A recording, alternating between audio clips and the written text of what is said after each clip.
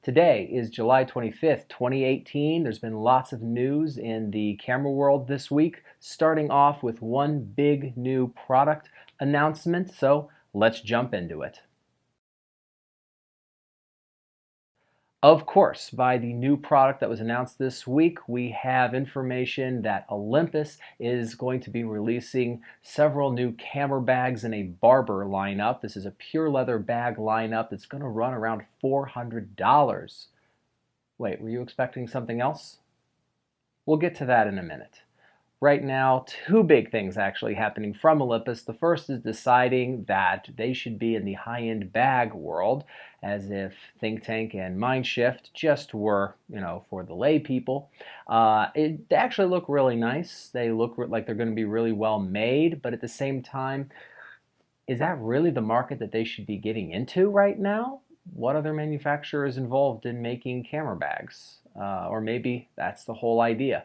At any rate, I think the bag market is relatively well saturated. We also had product announcements this week that Peak Design was going to be making a new set of luggage, or similar to luggage, large backpack with inserts for all kinds of different things. Actually looks like a good product line. I might be interested in checking that out. Now, was there something else that you wanted to talk about? Oh yes.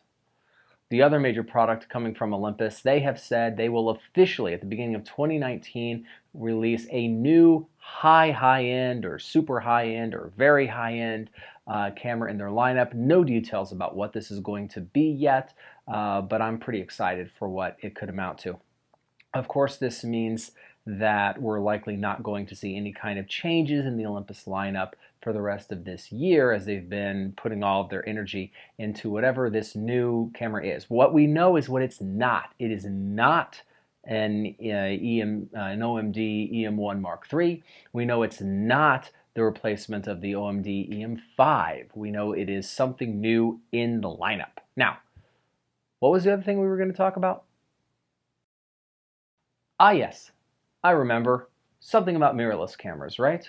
Nikon announced the worst kept secret in the world was finally true. They have been working on full frame mirrorless, to the absolute surprise of nobody on the internet. We were also given several very helpful teaser photographs, including this one, taken from Nikon's new website and from the new Facebook page that they have dedicated only to Nikon mirrorless, which of course is not the page on Facebook with the least amount of content. I'm sure there are some Justin Bieber fan sites out there. Anyway, this photograph has helped prove that, well, the lens mount has a screw in it, so that's useful. It looks like the lens mount glows like something out of a 1980s movie. Anytime that you take the lens off, that might be cool.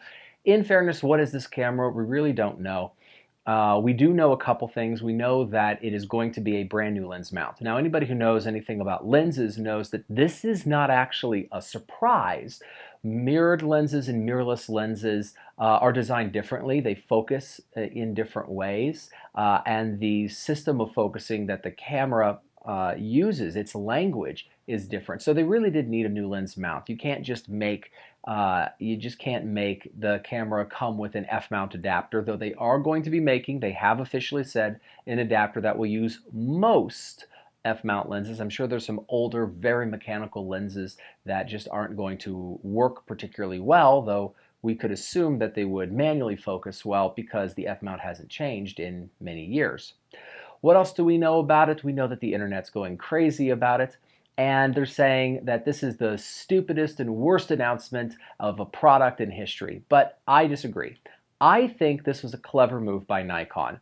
I think they accomplished two main things regarding it. The first is everyone has known that Canon and Nikon have been working on full-frame mirrorless. Like I said, it's the worst kept secret in the photography world and has been for a couple years now.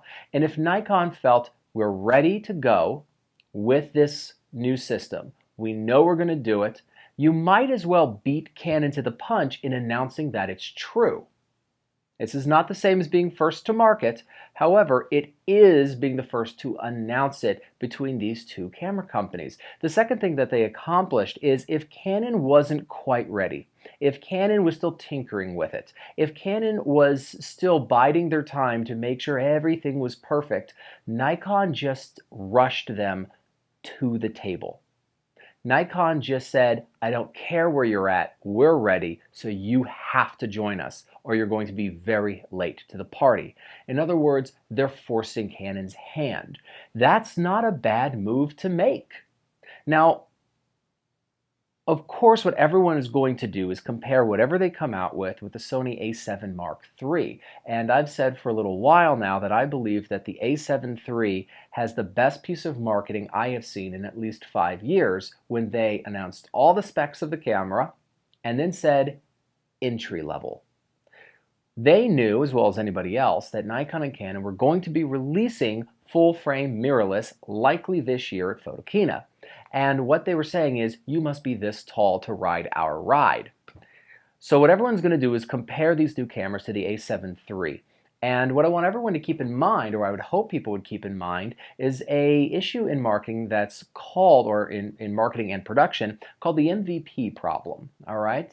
This does not stand for most valuable player. It stands for minimum value product. It's saying we're coming out with a new product or a new type of product for us, and instead of making sure everything is absolutely perfect, we want to bring it to market so that we can see, what do people like? What do they not like? What did they hope for? And that's going to really help us develop the product better. Sony did this with the a7 original camera. That camera was pretty slow. I should know. I owned one. It had a very plasticky feel to it. All these things were addressed in later models, and the quality of the build from a7 to a7 Mark II went up dramatically.